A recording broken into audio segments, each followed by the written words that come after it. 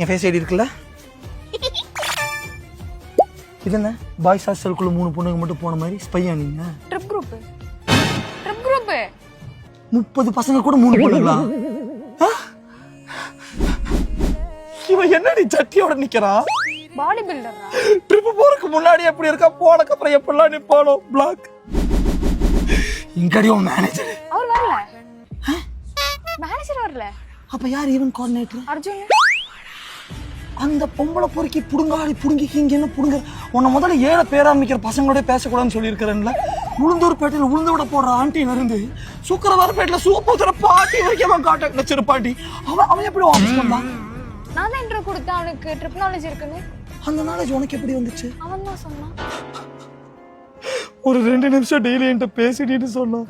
அப்பா கூப்பிடுறாங்க, அம்மா கூப்பிடுறாங்க, நாய் பேன் இருக்கு.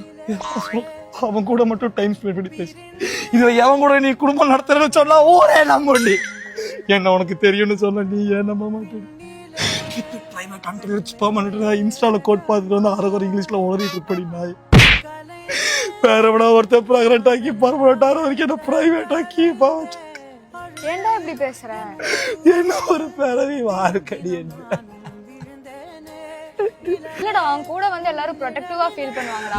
ப்ரொடெக்ஷனோட வருவானா? இல்ல, சேஃபா ஃபீல் பண்ணுவாங்க.